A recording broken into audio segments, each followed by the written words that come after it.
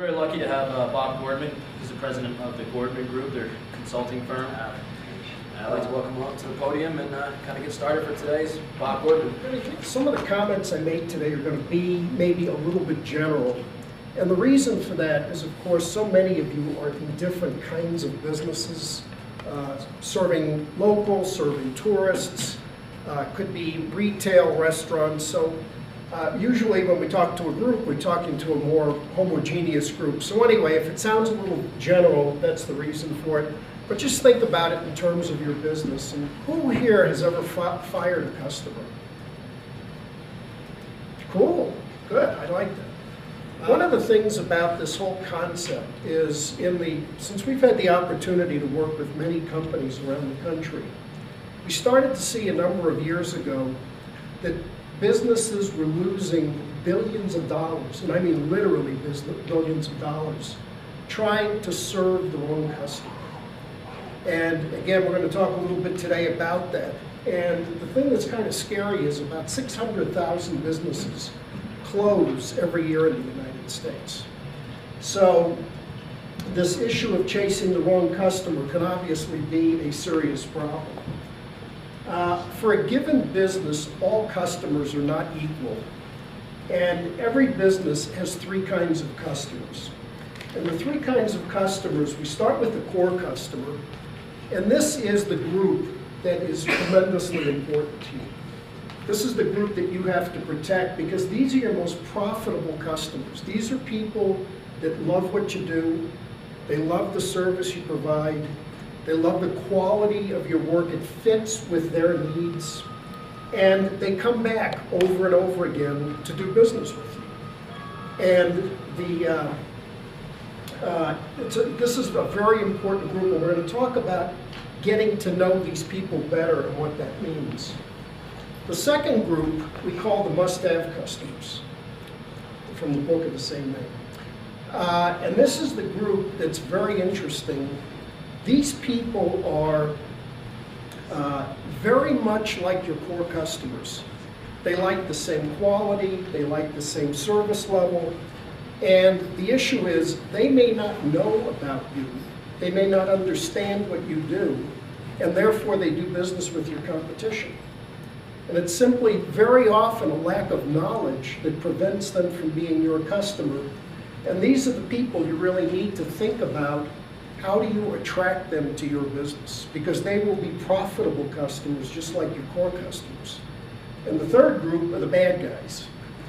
These are the opportunists. You know, when you have a deal, they buy from you, they always want to negotiate. Somehow your quality level is not the quality level they're looking for. Your service level is either too good and too expensive or not good enough. And it's always an issue. There's always a problem. And you're constantly negotiating with these customers. It's always let's make a deal. And most often, and we'll talk about some fairly good-sized companies in a few minutes, that figured out what these people were costing them, that you need to think about how do you lessen your dependence on these kinds of people if you're doing business with them. First thing you need to think about is everybody has rules. Everybody in this room has rules. You have a set of rules. And then when there's businesses that you look to do a certain kind of business with, you look for a company that's got rules that kind of mesh up, policies that mesh up with your rules. So, yeah, I mean, some people don't like the checkout service at Walmart, and that's enough of a deterrent to shop there. Some people, somebody commented last night that he would buy things at Walmart, but he'd never buy clothing and shoes because the quality level doesn't fit his rules for what the quality level should be in apparel. If you're trying to build your business and you're trying to add more core customers, you have to understand the rules of those people.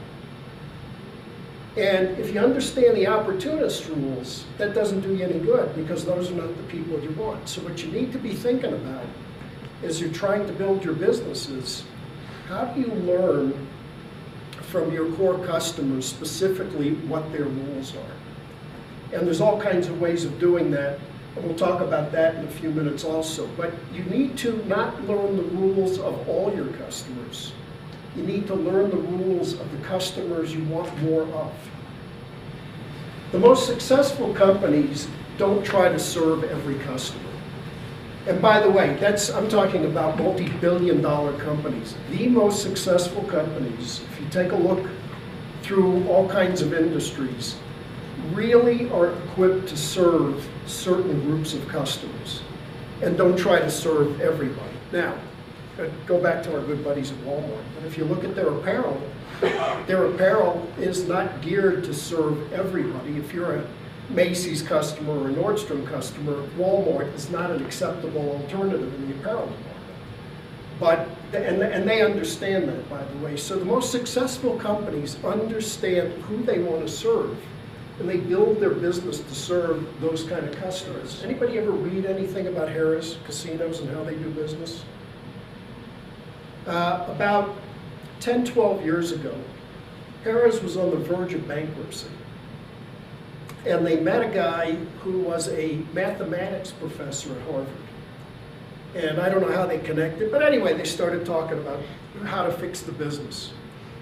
And this guy figured out, well, if we could learn more about who's gambling with you, who's coming to your resorts, and who's actually playing on the tables, and we could learn about how to get them back more often, if we could figure that out, we could maybe really turn this business around.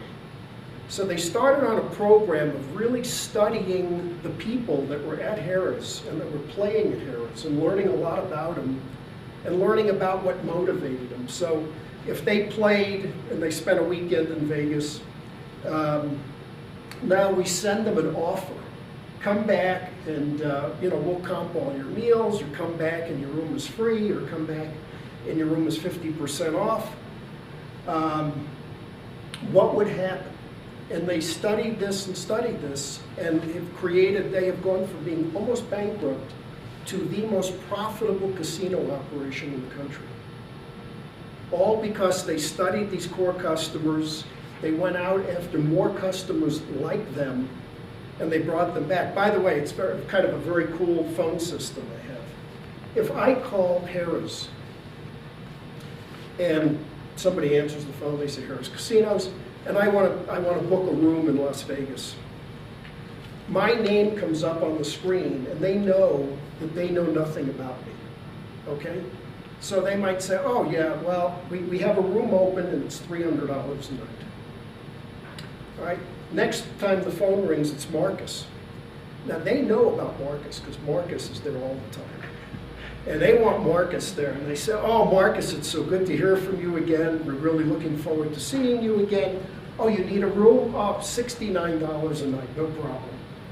So they have developed such a great database of information that they know who's calling, and if it's one of their core customers or must-have customers, they're going to get you there. If it's me, they don't know me, they don't care about me in the way I gamble, they're right.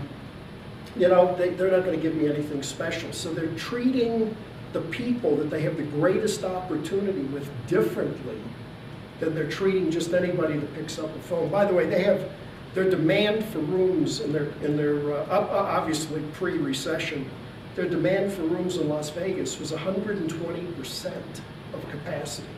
So they didn't need to get everybody there. They wanted those rooms reserved for the people that are going to really go out and play on the table. So very deliberate, very focused, really had a strategy, knew who they wanted to do business with, and it's been a huge success.